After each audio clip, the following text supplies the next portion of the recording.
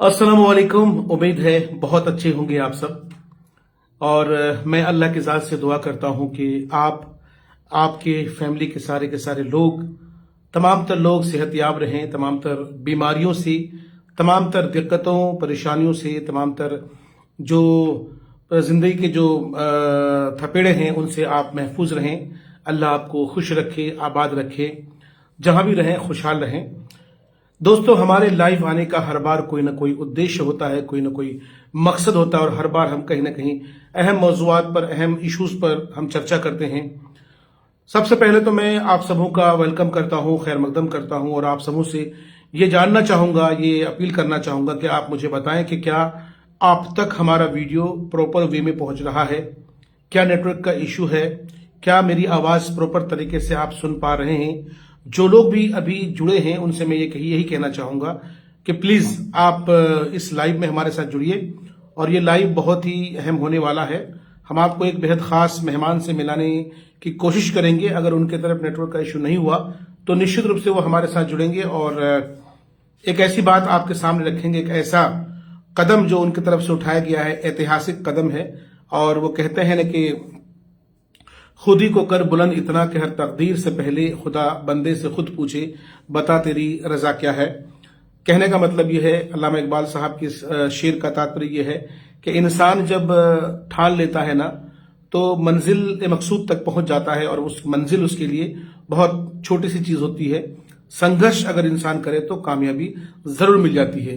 तो आज की इस लाइव में हम आपको एक ऐसे इंसान से मिलाने वाले हैं, एक ऐसे शख्स से मिलाने वाले हैं जिन्होंने अकेला बीड़ा उठाया, और कहीं ना कहीं सरकार को, सिस्टम को, प्रशासन को मजबूर कर दिया, क्योंकि हमारे देश का जो संविधान है उसके आधार पर उन्होंने एक ऐसा काम किया है जिससे सिस्टम हिल चुका है, और कहीं ना कहीं इससे अवामुन नास को, यानी पब्लिक को फायदा होना है। तो हमारी कोशिश होगी कि वो साहब हमारे साथ जुड़े। मैंने अभी फिलहाल सस्पेंस इसलिए रखा हुआ है कि ताकि अगर मैं पहले बता दूं उनका नाम तो शायद आपको कुछ नया देना चाहता हूं, इसलिए मैं कोशिश करूंगा कि इस लाइव में वो हमारे साथ जुड़े। मैं उनसे ये अपील करना चाहूंगा कि अगर आप तक हमारी आवाज पहुंच रही है, आप हमारे वीडियो को देख रहे हैं, तो आप हमारे साथ जुड़ने की कोशिश करें। हालांकि हमारे तरफ भी नेटवर्क का इश्यू हो रहा है, हालांकि मैंने वाईफाई लगा रखा है, उसके बावजूद नेटवर्क का इश्यू इधर भी दिखा रहा है। हो सकता है कि जिन साहब से हम आपको मिलाने वाले थे उनके तरफ भी नेटवर्क का इश्यू रहा हो। खैर बहरहाल, आप जुड़े रहे हमारे साथ। और आप में से जो लोग जुड़े हैं इस वक्त, आप में से किसी के जहन में कोई बात हो, कोई सवाल हो, करना चाहते हैं तो कर सकते हैं। जब तक वो साहब आ ना जाते हैं, उससे पहले मैं आपको बता दूं कि ये जो वक्त है, इस वक्त मौसम के सरफराज साहब ने सलाम लिखा है, वालेकुम सलाम सरफराज भाई। अनवर आलम साहब ने सलाम लिखा है, वालेकुम सलाम। कैसे, आपने पूछा है खैरियत से हैं सर? बिल्कुल सर, बिल्कुल एकदम अल्लाह के फजल करम से, आप दोस्तों की दुआओं से अल्हम्दुलिल्लाह आप अच्छे हैं। दोस्तों, मैं जिस मौजू पर हम बात करेंगे वो साहब आ जाए, फिर उनसे उस मौजू पर हम चर्चा करेंगे। लेकिन उससे पहले जो मौजूदा हालात हैं उस पर हम थोड़ी सी रोशनी डालना चाहेंगे। हम आपको बताना चाहेंगे कि इस वक्त जो मौसम में तब्दीली आई है, एकदम से तब्दीली आई है, और पिछले 2 दिन से जो लगातार ठंड बढ़ी है और कुछ कुछ जगहों पर बारिश हुई है। तो ऐसी सूरत में हमें अपने घर के छोटे बच्चों का, और विशेषकर हमारे बच्चों का जो है ख्याल रखना है। महमूद आलम साहब लिखते हैं कि एमआईएम के अमर विधायक को जान से मारने की धमकी दिया है, इसके बारे में बताएं। देखिए, आपने मेरी जबान की बात छीन ली। मैं इस मौजू पर चर्चा करने वाला था, लेकिन ये क्या देख रहा हूं कि बार बार स्लो नेटवर्क बता रहा है, बार बार स्लो नेटवर्क बता रहा है। तो खैर, मैं उस मौजू पर भी चर्चा करूंगा। तो जैसा कि मैं आपसे कह रहा था कि सीमांचल की जो मौसम में जो तब्दीली आई है पिछले 2 दिनों से, तो आप देख ही सकते हैं कि कुछ जगहों पर बारिश हुई। कल दिन भर टिपिर टिपिर टिपिर बारिश होती रही। तो निश्चित रूप से हमारे यहाँ बारिश का मतलब यह है कि आसपास के इलाकों में, खासकर चाहे वो हाँ किसी साहब का, चाहे वो दार्जिलिंग का इलाका हो, चाहे फिर आसाम का इलाका हो, आसपास का या नेपाल का एरिया हो, यहाँ पे बारिश हुई होगी, जिसके असरात हमारे यहाँ दिख रहे हैं। तो अभी अगर कोई साहब हमारे साथ जुड़ना चाहते हैं तो कॉल ज्वाइन कीजिए सर। बिल्कुल अनवर साहब, मैं आपको जोड़ता हूं, बिल्कुल अभी जोड़ता हूं मैं आपको।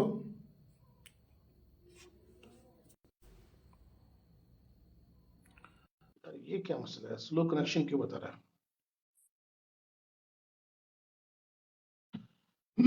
जी,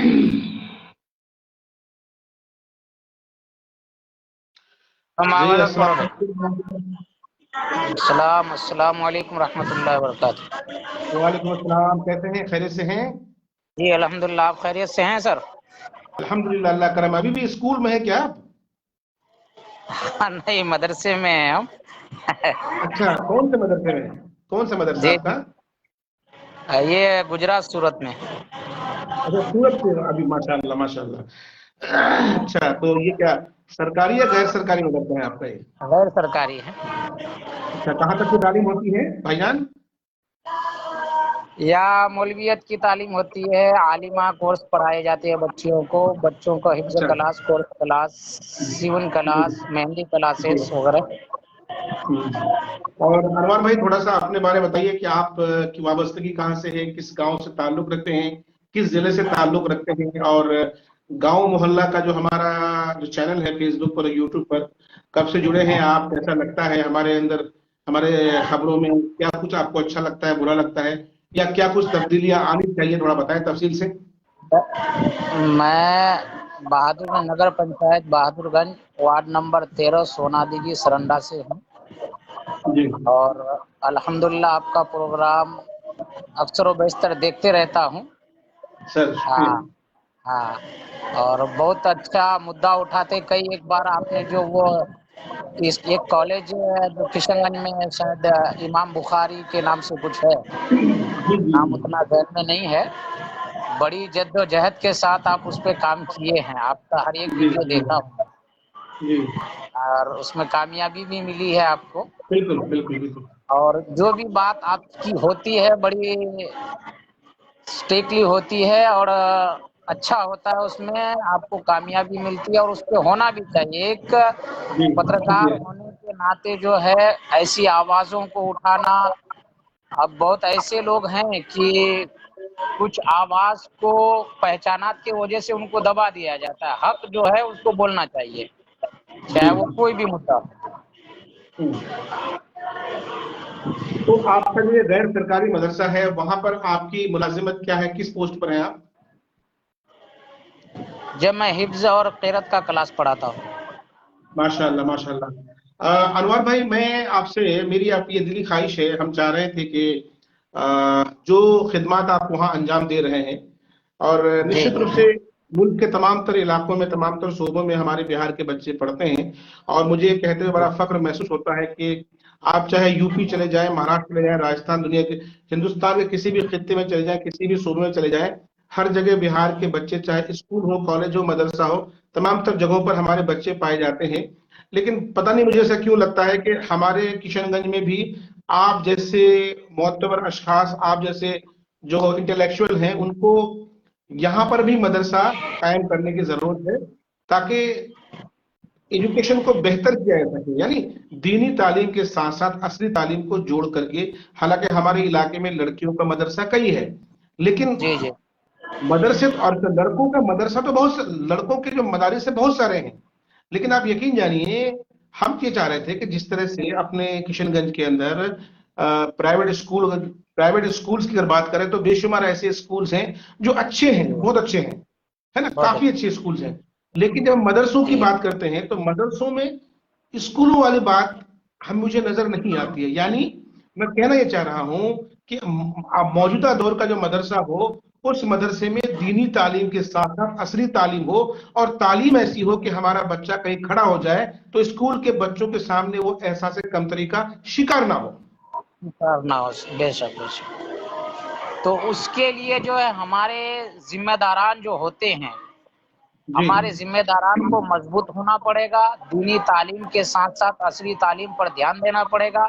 और हमारे इलाके में होता क्या है कि मनमानियाँ ज़्यादा होती है, जी बच्चों के साथ भी होती है, स्टाफों के साथ होते हैं। तो उसमें क्या होता है, जो पढ़ाने वाले स्टाफ होते हैं, जाहिर सी बात है अगर वो डिस्टर्ब रहेंगे और ज़्यादा वो बिजी रहेंगे तो पढ़ाई पर तवज्जो नहीं हो पाएगी। तो उसमें चाहिए कि स्टाफों को फ्रीडम रखा जाए ताकि वो बच्चों की तरफ मेहनत करें। जी। हाँ। अनवर भाई, बहुत बहुत शुक्रिया आपका। मैं अस्सलाम आपको वालेकुम दोबारा आपको रहमतुल्लाह। जोड़ूंगा। दरअसल हमारे इस तारीख में जनाब गुफरान आलम फौजी साहब जुड़े हैं, और शुरुआत जी में जो मैंने भूमिका बांधी थी कि मैं आपको एक ऐसे शख्स से मिलाने वाला हूं जिन्होंने अपने आप में एक क्रांति रचा है, अपने आप में एक तारीख रची है, एक तारीख इतिहास रचा है। तो आप इस लाइव में चाहें तो बने रहें, या फिर आप डिस्कनेक्ट होकर इस लाइव को देख सकते हैं, क्योंकि हमारे आज के जो जी चीफ गेस्ट हैं वो जनाब गुफरान आलम फौजी साहब हैं। और गुफरान आलम फौजी जी साहब हमारे लिए आज स्पेशल इसलिए हैं क्योंकि इन्होंने जो काम अंजाम दिया है सीमांचल के लिए, किशनगंज के लिए, जिले के लिए, जी वो अपने आप में नायाब है, अपने आप में बेमिसाल है। तो मैं अपनी जो वाणी है इस पर विराम लगाते हुए सबसे पहले गुफरान साहब आपका तहे दिल से शुक्रिया, और मुख्तसर में अपना इंट्रोडक्शन दीजिए और आप वो काम बताइए जिसके बारे में आज हम इस लाइव में आए। अस्सलामुअलैकुम दोस्तों, मैं गुफरान आलम फौजी। आवाज आ रही है ना? जी बिल्कुल आवाज आ रही आवाज है। आ... जी आवाज आ रही है सर। जी, जय हिंद दोस्तों, मैं गुफरान आलम फौजी। मुझे लगता है कि निहाल भाई आप जो बात कर रहे हैं वो सड़कें ऊंची दुकानें नीची, डूब न जाए हमारी पूंजी, इसी मुद्दे पर शायद बात कर बिल्कुल रहे हैं। बिल्कुल बिल्कुल जी बिल्कुल। जी, चलिए। और इसमें सबसे पहले मैं क्या बताऊं कि उस मुद्दे को जब मैंने शुरुआत में छेड़ा था, और मुझे अच्छी तरह याद है कि सबसे पहला इंटरव्यू आपने लिया था, जी, और तौहीद वो एजुकेशनल ट्रस्ट के इंटरव्यू प्रांगण में। जी जी जी, और वो गैर इरादतन इंटरव्यू था। और पता नहीं जी, उस टाइम मुझे लगता है कि मैं बहुत लाजवाब बोल दिया था, इस वजह से कैसे और बन पाया बहुत था ज्यादा मुझे नहीं वायरल हो मालूम। गया वीडियो। वो वीडियो वायरल हुआ था, उस टाइम के लिए बहुत बड़ी बात थी। जी सर। और जी आज भी अगर मुझे कोई वीडियो रेफरेंस देना होता है तो मैं जी, आपके उस वीडियो को याद करता हूँ, इस मुद्दे को लेकर के। ये शुक्रिया मेरे सर। लिए बड़ी बात सर ये है। आपकी जी सराहना नवाजी जी सर। तो अब तक क्या कामयाबी मिली है, मुझे जो जानकारी मिली है आप ही के वीडियो के माध्यम से कि एक बड़ी कामयाबी आपको हासिल हुई है, और कौन कौन से ऐसी जगह हैं जो आप ही के एरिया की तरह अफेक्टेड है। देखिए, मैं सबसे पहले तो ये कि हम हाई कोर्ट से जीतने के बाद उनको जो उस काम को अंजाम देना था सुनिए सुनिए वो। सुनिए सुनिए सुनिए सर, जो आपके व्यूअर्स हैं वो रेगुलरली आपको देख रहे हैं तो इस चीज को बारीकी से जानते हैं, लेकिन हो सकता है कि हमारे साथ कुछ ऐसे लोग जुड़े हों जो जिनके लिए ये एक नया पहलू हो, एक नई स्टोरी हो। तो हम चाह रहे हैं कि मुख्तसर में आप शुरू से लेके अब तक का वाक्य बताएं और फिर आगे का प्रोसेस बताएंगे क्या कुछ हुआ है, प्लीज। चलिए, मैं शॉर्टेस्ट वे में बताने की कोशिश करूंगा। सर। ये मामला 2018 में शुरू हुआ था, जो रोड जो बन रही थी, तो हमारी दुकानें नीचे हो रही थी, खास के जनता कन्हैयावाली मार्केट में। तो जब इस बारे में मैं विचार करने लगा 2018 में और कई जानकार लोगों से पूछा, तो एक ही सारे लोगों का वर्ड था कि सड़क तो ऊंचो होचे करे बोले। मतलब सड़क हम्म ऊंचा होता ही है, उसका कोई इलाज नहीं है। लेकिन मैं एक रिटायर फौजी हूँ, गुफरान आलम फौजी। ये कहा जाता है कि फौजी का दिमाग घुटने में होता है, तो यकीनन मेरा भी दिमाग घुटने में है। मैं जी कभी इस चीज को एक्सेप्ट नहीं किया कि भाई मेरे घर से या मेरी दुकान से ऊंचा रोड बना सकता है। फिर इस बारे में उस टाइम चूंकि सोशल मीडिया भी या गूगल भी सर्च इंजन उतना मजबूत नहीं रहा होगा, फिर भी मैंने सर्च करके बहुत सारी चीजें पता लगाई, तो जिससे मुझे पटना हाई कोर्ट का दो डिसीजन, 2009 का एक और एक 2015 का डिसीजन मिला, हम्म जिस आधार पर मैं इस मामले को लेकर उस टाइम के विधायक, सांसद, जिला अधिकारी, पथ निर्माण विभाग, मुख्यमंत्री, सबको एट ए टाइम एक लेटर लिखा। हम्म लेकिन मेरी पहली सुनवाई हुई 19 मार्च का डेट था शायद, बाद में उसको पोस्टपोन करके 31 मार्च का कैंसिल करके अप्रैल में हुई थी शायद, किशनगंज में, मुझे जहां तक याद आ रहा है। और वहां पर मुझे पहले धमकाने की कोशिश की गई, इनडायरेक्टली मुझे दबाने की कोशिश की गई, और मैं एक सेकंड के लिए यही समझा कि कुनिया फंसे गए में एकदम। और उसी दाव पेच के दरमियान आपने इंटरव्यू लिया था जिस दिन कैंसिल जी हुआ था, मुझे याद है कि मैं जी जी परेशान होकर के आपको बात किया कि भाई मैं क्या करूं, तो आपने इंटरव्यू ले लिया। उसके कुछ दिन बाद सुनवाई हुई थी। खैर, वहां जो भी हालात रहे वो पहली सीरीज थी। उसके बाद 8-10 महीने तक हमने किशनगंज बहादुरगंज के सड़क के बीच जो जनता कन्हैयावाली है, यहाँ 1-1.5 किलोमीटर में, मुझे याद है 8 से 10 महीना तक हम काम करके नहीं दिए थे।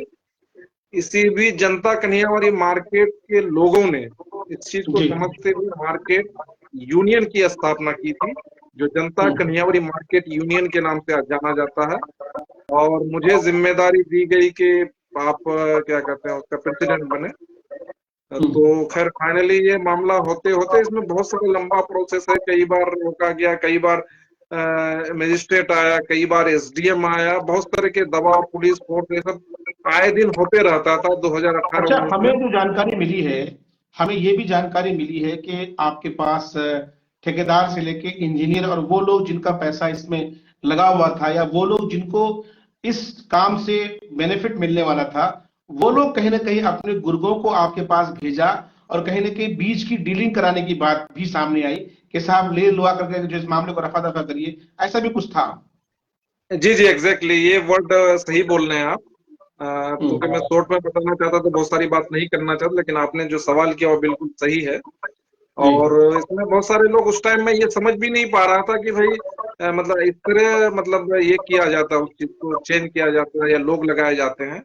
बाद में मुझे समझ में आ रहा था कि फना आदमी जो बात कर रहा था तो वो एक्चुअली डील कर रहा था। लेकिन मेरे दिमाग में यही था कि भाई सड़क ऊंचा नहीं हो सकता है, तो इसलिए किसी डील में नहीं, और किसी सज्जन ने उस ठेकेदार को बोला कि फौजी तो करोड़ों टका खरीदवा नहीं पाओ, तब फिर बाद में पुलिस फोर्स का इस्तेमाल किया गया था। इस बीच हम लोग हाई कोर्ट पहुंचे, और हाई कोर्ट में भी एक लिस्टिंग होती है कि ये केस सुनवाई के लायक है कि नहीं, वो हो गया था। लेकिन उस बीच और भी क्या क्या मसला था इतना जहन में नहीं आ रहे, लेकिन 1 साल बाद शायद उसमें सुनवाई हुई और फैसला मेरे फेवर में था। तो तत्कालीन जिला अधिकारी हिमांशु शर्मा साहब थे, उनके पास क्या फैसला क्या आया, थोड़ा समझाइए तो, क्या फैसला आया, कोर्ट का क्या फैसला आया, हाई कोर्ट का? एक्चुअली जो सही बात है, कोर्ट की भाषा आप जल्दी समझ नहीं पाएंगे, सच्चाई है। अच्छा, आसान भाषा में समझाइए।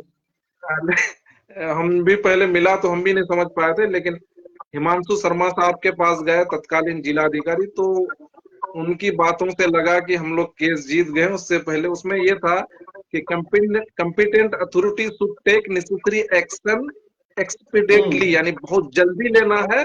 जो कंपिटेंट अथॉरिटी मतलब जो मेन अधिकारी जिला का डीएम होता है, उसको डिसीजन लेना था और जो भी कार्रवाई करनी थी। तो इस बीच हम जिला अधिकारी के पास गए थे। उस टाइम एक तो ये सब काम में कोई जाना नहीं चाहता है, सबसे बड़ी बात यह है। तो उस टाइम मेरे साथ 3 आदमी हम लोग गए थे, साहब बाबू जनता हाट और मरहूम अफसार सिद्दीकी भाई, जो हमेशा इन कामों में मेरे साथ रहते थे। अल्लाह पाक उन्हें जन्नतुल फिरदौस में आला मकाम अता फरमाए। तो तीनों आमीन आदमी आमीन। जिलाधिकारी हिमांशु शर्मा साहब के पास गए थे। तो फिर उन्होंने कई चीज सवाल पूछे थे मुझसे।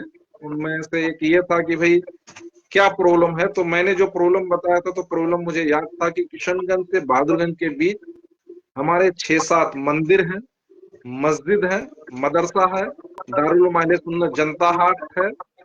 उसके अलावा कई मंदिर के अलावा आपका गोपालपुर में हमारा स्कूल है, धनपुरा में वो मंदिर है, धनपुरा मस्जिद है। मतलब इस तरह की सारी चीजें मैं कंठस्थ मुझे याद अभी भी है। तो सारी चीजों का नाम नहीं ले रहा हूँ। मतलब मस्तान चौक में भी मंदिर है जो सारे रोड से नीचे हो गए हैं, जिसमें रोड ऊंचा होने से पानी घुस जाता है। हमारे मार्केट जनता कन्हैयावाड़ी के अलावा, लेकिन आम लोगों को जगाना बहुत मुश्किल है। तो इस बीच जिलाधिकारी ने ये बोला कि भाई रोड जो बन गया है, तो आप सरकार के करोड़ों रुपए नुकसान क्यों करना चाहते हैं। तो मुझे जो भी रहे, मैं ये कहना चाहता कि सर मैं सरकार का नुकसान तो नहीं चाहता हूँ, लेकिन अगली बार जो रोड बने तो नियम अनुसार बने। इस बीच कोरोना काल आ गया और कोरोना काल में उस मामले में इस बीच जिलाधिकारी साहब भी बदल गए, लेकिन मैंने मामला को छोड़ा नहीं था।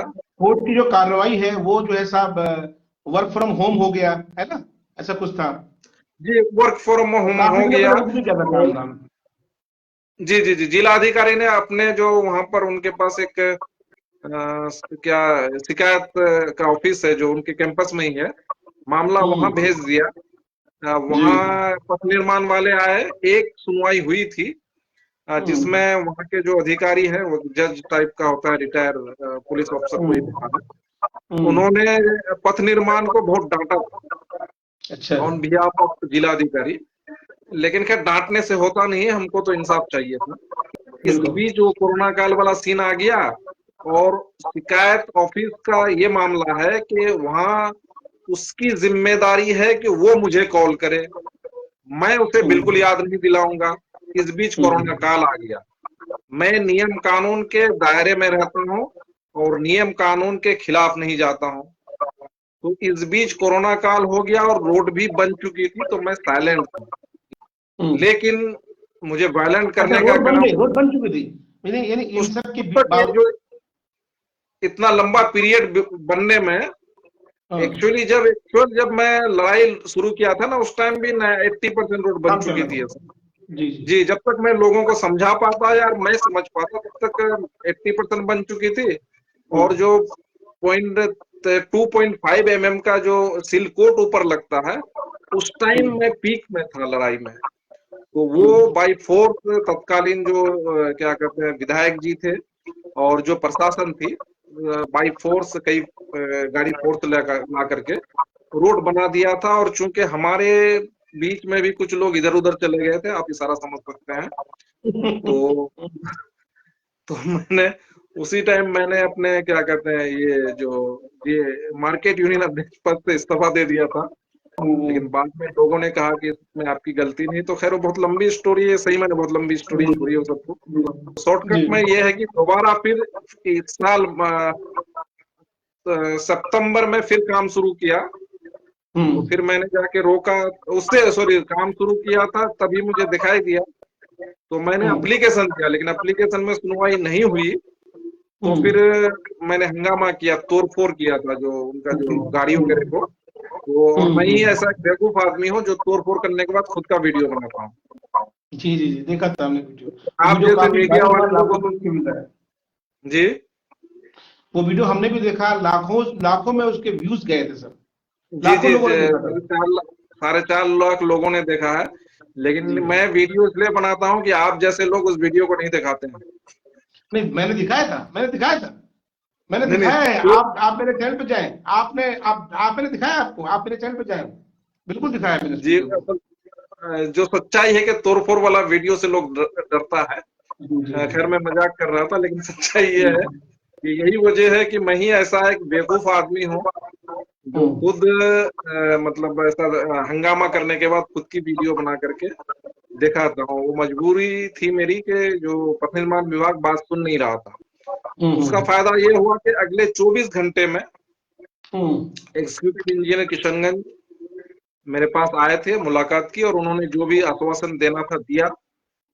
फिर नई सिरे से उन्होंने चिट्ठी लिखने को कहा या आवेदन देने को कहा, मैंने दोबारा नए सिरे से दिया। लेकिन मुझे मालूम है कि ये सब विभाग बहुत ही झोलपट्टी वाला होता है। इस वजह से उसी टाइम मैंने क्या कहते हैं माननीय मुख्यमंत्री जी को भी चिट्ठी लिखा था और चीफ सेक्रेटरी पथ निर्माण विभाग पटना। तो पटना से जो उस दिन चिट्ठी आई है जिसमें नियम अनुसार कार्य करके अवगत करने की बात बोली गई है, तो चिट्ठी मिलने के बाद उसे मैं अभी तक किसी से तो नहीं मिला हूं। मैं फिर वही इंतजार कर रहा हूं कि भाई वो लोग कुछ कम अप होता है कि नहीं। अगर नहीं होता है तो फिर मेरा डंडा चलेगा, इसमें कोई डाउट नहीं है। देखिए, एक चीज मुझे आपसे समझनी है। इस जी वीडियो को जितने लोग देख रहे हैं, मुझे लगता है कि बेशतर लोग अपने किशनगंज से होंगे, और अगर किशनगंज से नहीं है, दूसरी जगह से हैं, तो उनके यहाँ भी यही मामला होता होगा जो हमारे यहाँ मामला है। हम ये समझना चाहेंगे आपसे, जैसा कि आपने बताया कि सड़क के किनारे बेशुमार मतलब दर्जनों, आपने बताया कि 6, 7, 8 मंदिर हैं, मस्जिद हैं, स्कूल है, गोपालपुर स्कूल है। अब क्योंकि गोपालपुर सड़क हमारा। इतनी ऊंची हुई, मतलब सड़क ये है, सड़क यहाँ तक पहुंच चुकी है, और आपका जो मंदिर, मस्जिद, स्कूल, आपकी दुकानें, ये नीचे वाले जो मतलब मेरा जो नीचे का जो पोर्शन वाला हिस्सा है, ये आपके कारोबार है, आपके मंदिर मस्जिद है, और सड़क यहाँ तक आ चुकी है। अब हम समझना जी ये जी, चाहेंगे कि अब हम ये समझना चाहेंगे कि सड़क जब इतनी ऊंची हो चुकी है, तो क्या यह पॉसिबल है कि सड़क को खोद करके फिर इसके लेवल में लाया जा सके? बिल्कुल 100% है, ये कानून है। कानून है ये कानून है जी, कानून है। आज के डेट अच्छा। में विदाउट एनी वकील, हम्म। बिना किसी वकील के मैं आपसे बहस कर सकता हूँ। अच्छा अच्छा, और आपने जी गुफ्तगू की शुरुआत में आपने ये कहा कि मुझे जानकारी नहीं थी, और उस दौर में सोशल मीडिया या गूगल का बहुत ज्यादा प्रचलन भी नहीं था, उसके बावजूद आपने दो ऐसे केसेस निकाले जहां पर कोर्ट का फैसला आया कि भाई सड़क को आप किसी के कारोबार से, दुकान से ऊपर नहीं कर सकते हैं। तो वो बेसिकली कहाँ का रेफरेंस था, कुछ याद हो बताइए। जी जी, एक पटना का है और हम्म। एक है, अब थोड़ा हम पढ़ के आते तो ज्यादा अभी बहुत मतलब जो दो जगह, दो जगह का आपने नॉलेज। देखा। पटना का है और एक भागलपुर का है। अच्छा, यानी पटना और दो, भागलपुर में पटना शायद बेली रोड का है, हम्म। जहां तक मुझे याद आ रहा है, और एक भागलपुर का NH 28 या 18 कुछ है। NH वो भागलपुर वाला NH का है, ये मालूम है, नेशनल हाईवे। हम्म। और तो वो जैसा कि आप PIL बता जिन्होंने रहे हैं, डाला था, सुनिए ना, एक और चीज वो मैं समझना चाहूंगा। मुझे ऐसा लग रहा है कि जैसे अनबिलीवेबल लग रहा है, अब अविश्वसनीय ये लग रहा है कि साहब जो सड़क इतनी ऊंची हो चुकी है, अब क्योंकि मामला माननीय अदालत का है और अदालत सर्वोपरि है, और जी अदालत जी का जी, जब फैसला है, अदालत का जब अदालत फैसला है, सर्वोपरि है। आप अगर हाई कोर्ट चले जा, हाई कोर्ट में केस जीत जाते हैं, और जो दूसरे लोग हैं, है ना, जिस पर आपने ये सब कार्रवाई की मांग की है, वो लोग अगर सुप्रीम कोर्ट जाते हैं और वहां अगर आप केस जीत जाते हैं, वो अगर केस जीतते हैं तो कोई मामला ही नहीं बनता है। लेकिन अगर आप केस जीतते हैं तो क्या वाकई में सड़क को खोदना पड़ेगा? जी जी बिल्कुल, इसमें कोई डाउट नहीं होनी चाहिए, क्योंकि आप हम्म। भारतीय संविधान, देश संविधान से चलता है। जी। और संविधान में सबसे पहले अधिकार की बात कही गई, सिंपल भाषा में, यानी जी। मानव हित की बात कही गई है। जी। बाद में कानून की बात की गई है, ठीक है। हम्म। मानवीय हित क्या है, जो आप बता रहे हैं कि हमारे मंदिर हो, मस्जिद हो, मदरसा हो, स्कूल हो, या हमारे जीवन यापन के लिए हमारा मार्केट है, जी। वो उसको बर्बाद करके आप रोड नहीं बना सकते हैं। जी। अब कई लोग मुझे ऐसे भी पूछते हैं कि भाई आप तो अपनी जिद पर हैं। बात जिद की नहीं है, बात कानून की है, बात भारतीय संविधान की है, बात हम्म। पटना हाई कोर्ट के आदेश की है। यस, पॉइंट टू बी, ठीक है। Point to be noted, noted, point to be noted sir. ये अब असल मुद्दे की बात है जी। अब अगर कोई बोले कि मेरे घर के ऊपर से रोड बना दे और आपको अच्छा लगेगा, इन रोड अच्छी बनती है तो हमको भी अच्छा लगता है, बुलेट में चलते हैं धमाल से, अच्छा लगता है। लेकिन इसका हम्म। कतई मतलब नहीं है कि मेरे घर, मकान, मंदिर, मस्जिद और हमारी दुकानों को बर्बाद करके रोड ऊपर बने। लोगों को अकल नहीं है, लोगों को समझ नहीं है, लोगों पढ़ना नहीं चाहते हैं। कानून पढ़िए, किताब पढ़िए, ऐसे ही बस फेसबुक और व्हाट्सएप में ही सिर्फ पढ़ करके अपनी बयान देने लगते हैं तो कोई फायदा नहीं है। आप अगर अपने बगल इस्लामपुर में देखिए, 20-22 साल उन्होंने केस लड़ा और अपने रोड को, अपने मार्केट को बर्बाद होने से बचाया। तो हमारे यहाँ कुर्बानी कोई नहीं देना चाहता है, लेकिन सेल्फी और फोटो लेने के लिए सब आ जाते हैं। ठीक है, मुद्दा ये है। आप, मैं खुद बोलता हूँ, इतना दिन ये करता हूँ, कहीं कई बार भाई SDO के पास जाना पड़ा, जिलाधिकारी, कोई आदमी जल्दी तैयार नहीं होता है, क्या बोलिएगा, सच्चाई है। और मैं गुफराना आलम अच्छा, फौजी अपनी। जब जी हम इस मौजू पर बात करते हैं, जब हम इस मुद्दे पर चर्चा करते हैं, तो अभी गुफ्तगू के दौरान एक बात मुझे याद आई। अभी हाल ही में मुझे लगता है कि 6 महीने भी नहीं हुए होंगे शायद, कि दिल्ली से सटे ग्रेटर नोएडा, नोएडा में नोएडा सेक्टर 37 के आसपास जो पर्ल ग्रुप की जो एक बिल्डिंग थी, जिसको लेकर के सुप्रीम कोर्ट पहुंचे थे कुछ लोग, याचिका दायर की गई थी, और सुप्रीम कोर्ट का यह फैसला आया कि साहब इस इमारत को ध्वस्त कर दिया जाए। जी और बहुमंजिले वो जो सब इमारत थी, और मुझे लगता है कि काफी मतलब मैं याद नहीं है मुझे कितने मंजिले की, लेकिन 30, 32 या 40 मंजिले की बिल्डिंग थी वो। जी, और सही उस बात, मैंने भी बिल्डिंग को देखा। जब ध्वस्त की गई थी तो पूरे हिंदुस्तान ने, पूरी दुनिया ने देखा था। तो इसका मतलब ये हुआ कि निश्चित रूप से आपकी बात सही है कि जब एक इतनी बड़ी इमारत, जो जिसको बनाने में अरबों रुपए लग गए, वो ध्वस्त हो एग्जैक्टली, सकती है, तो निश्चित रूप से कानून सर्वोपरि है, कोर्ट सर्वोपरि है, और कोर्ट के फैसले के आगे किसी की नहीं चलती है। जी सर, और क्या एग्जैक्टली, कहना एग्जैक्टली। चाहते हैं? जी, मैं क्या कहूंगा, वही के कानून के आधार पर ही मैं लड़ रहा हूँ। और कानून, जहां मुझे कानून अगर है तो मुझे हम्म। डंडा चलाने में कोई दिक्कत नहीं, मैं कानून के आपने एक दायरे में बात कही डंडा सर, चलाता हूँ। आपने एक बात कही कि आपको जब कहीं जाना होता है, किसी से मिलना होता है, तब आपको ऐसा महसूस होता है कि काश कि मेरे आस पड़ोस के लोग या हमारे साथ वो लोग जो जिनको लगता है कि मैं सही रास्ते पर हूं, वो हमारे साथ चले, लेकिन चलने को तैयार नहीं होते, यक्का दुक्का लोगों को छोड़कर। तो ये जो डर है, ये जो खौफ है, ये जो अवेयरनेस नहीं है लोगों में, है ना, तो इसको कैसे जो है ये जो कुरीति है, इसको कैसे खत्म किया जा सकता है? देखिए, एक बेसिक इंस्टिंक्ट बोलते हैं, यानी आपके अंदर की वो सलाहियत या डर। जैसे बहुत हम्म। आदमी सोचता है कि रोड में चलेंगे तो एक्सीडेंट हो जाएगा। जी एक्सीडेंट होना अलग चीज है, लेकिन उसकी वजह से लोग गाड़ी चलाना नहीं छोड़ते हैं। ठीक है। जी। और एक समाज के प्रति आपकी जागरूकता होनी चाहिए। हम्म। मैं गुफर आलम फौजी फौज में रहा, जो कमाया अपने लिए कमाया और देश भक्ति में जो किया, ठीक है। रिटायर के बाद दुकान करता हूँ, मैं अपने लिए पैसा कमाता हूँ, लेकिन समाज को मैंने क्या दिया? तो हम्म। समाज को आप यही दे सकते हैं। आप समाज को यही दे सकते हैं। जब हमारे क्षेत्र में छीनती और चोरी की घटनाएं हो रही थी, हमारा कोचाधामन थाना यहाँ से दूर है, तो जब वो दर्द मुझे फील हुआ तो जनता कन्यावरी के आसपास मैंने पुलिस चौकी के निर्माण की जरूरत समझी और धनपुरा में पुलिस चौकी ओपी टाइप का निर्माण हुआ है। OP very actually good. नहीं है, लेकिन हम लोग ओपी बोलते हैं, वैसे एक ओपी नहीं है वो, एक थोड़ी छोटी सी चौकी है। उसका फायदा पिछले 3-4 साल से कितना हो रहा है, एक एक आदमी बताए। लेकिन ये अच्छी बात है, वैसे ऐसे लोगों को लोग पसंद नहीं करता, ये भी सच्चाई है। लेकिन मैं मैं समझ खुश गया, हूँ। आपने बात काट दी बीच में। तो लेकिन मैं खुश हूं कि भाई भला हो रहा है, जी क्योंकि जी। भलाई करने के बाद मैं अब कोई मुझे रिटर्न दे, ये मुमकिन नहीं है। मैं उम्मीद भी नहीं रखता हूँ। लेकिन हाँ, कुछ चलिए, अगर अच्छी आप बात है। समाज के लिए कुछ बेहतर करते हैं तो समाज को आप कैसे दीजिएगा? लेकिन आपका सवाल का सही जवाब नहीं दे पाया मैं। आपने ये नहीं नहीं, पूछा ठीक था है, कि वो आपने जो डर, जो कहा वो सही सही है, वही सही है, जो आपने जो कहा वही सही है। नहीं, जो आपने बोला कि डर, तो डर भगाना हम्म। पड़ेगा भाई।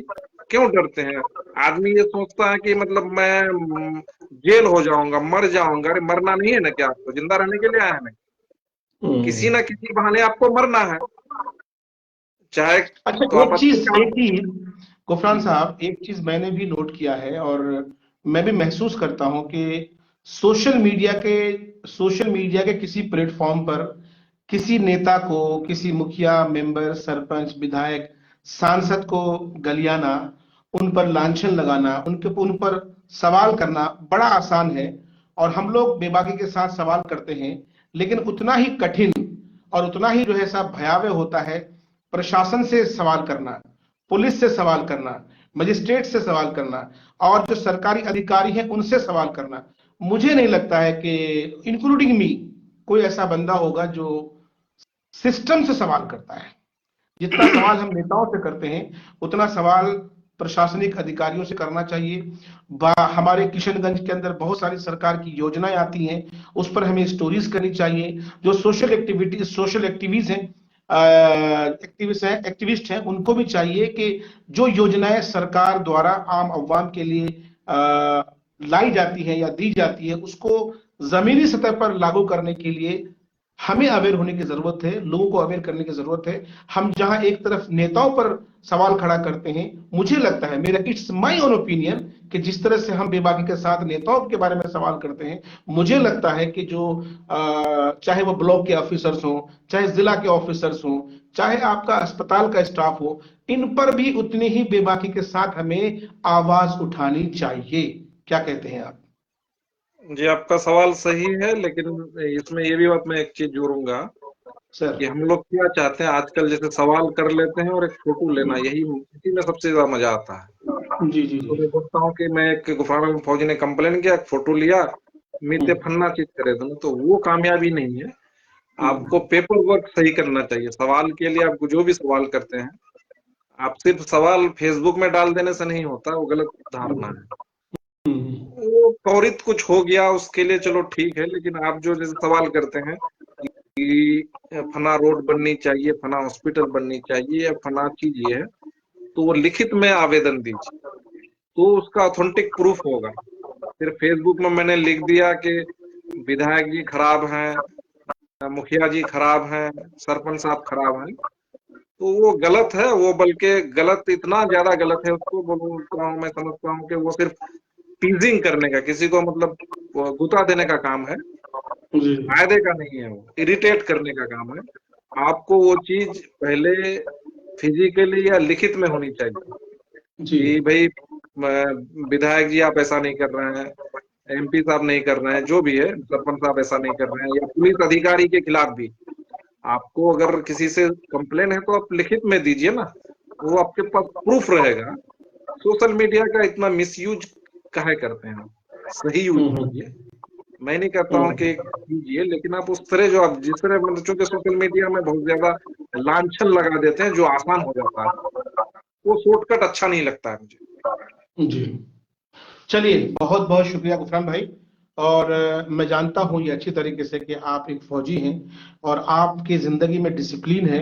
आप जो है टाइम देखकर सोते हैं, टाइम देखकर जगते हैं और टाइम पर नमाज पढ़ते ही हैं। चाहे आंधी हो, तूफान हो, बरसात हो, ठंड हो, आप जो है टाइम पर नदी में जाके गोता भी लगाते हैं, मछली भी पकड़ते हैं, सांप को भी साफ करते हैं, जंगल भी साफ करते हैं, बकरी भी चढ़ाते हैं और ब्लॉग्स भी बनाते हैं। तो इस हमारे गांव मोहल्ला के जितने भी हमारे व्यूअर्स हैं उनसे मैं बताना चाहूंगा कि हमारे जो गुफरान साहब हैं वो न सिर्फ एक रिटायर्ड फौजी हैं बल्कि एक सोशल एक्टिविस्ट हैं और बेबाकी के साथ हमेशा अपनी बातों को रखते हैं।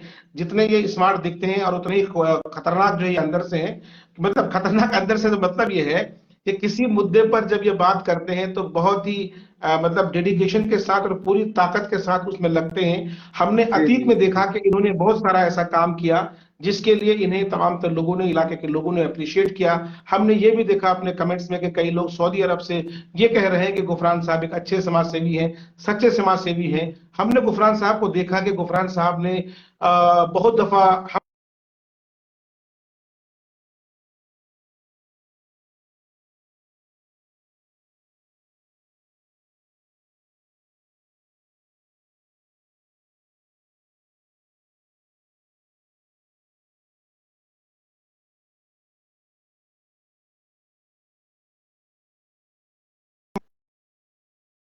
अंतर चीजें जो है आपके जरिए की अभी गई है। गायब हो माजरत चाहता हूं, हमारे तरफ लाइट चली गई है और मुझे गर्व है कि हम किशनगंज में रहते हैं और किशनगंज जिले में अक्सर बेशतर लाइट का इशू रहता है। कल तो दिन भर लाइट नहीं थी साहब, इसलिए 10:30 बजे रात को मुझे लाइव आना पड़ा था। खैर बहरहाल गुफरान साहब बहुत बहुत शुक्रिया, आप चमक रहे हैं। और मैं जो है धुंधला, मुझे मैं खुद नहीं दिख रहा हूँ, सिर्फ बस मेरी नाक दिख रही होगी हल्की फुल्की, है ना। जी जी जी, चलिए ठीक है गुफरान ठीक है साहब, बहुत बहुत शुक्रिया जी। हाँ, तो मैं चलिए, बहुत बहुत शुक्रिया। जुमला ये कह रहा था कि मेरे भाइयों, मेरे दोस्तों, गुफरान आलम फौजी साहब का, इनका अपना एक फौजी ब्लॉग के नाम से इनका एक चैनल है जो काफी अच्छा है, बहुत अच्छा है, बहुत पसंद किया जाता है। अगर आपने अभी तक फौजी ब्लॉग को सब्सक्राइब नहीं किया है, फॉलो नहीं किया है, लाइक नहीं किया है, तो इनके पेज को आप लोग फॉलो करिए, लाइक करिए, सब्सक्राइब कीजिए, इनको सपोर्ट करिए। क्योंकि हम जिस समाज में रहते हैं, हमारे समाज में ऐसे युवाओं का, ऐसे ये लोगों का होना बेहद जरूरी है। क्योंकि ये वो शख्स हैं जो हर किसी के सुख दुख में साथ खड़े होते हैं। ये दिखावा नहीं करते हैं बल्कि करके दिखाते हैं। ठीक है गुफरान भाई, बहुत बहुत शुक्रिया जी आपका। बहुत बहुत शुक्रिया। जय हिंद, जय भारत, जय भारत। जय भारत।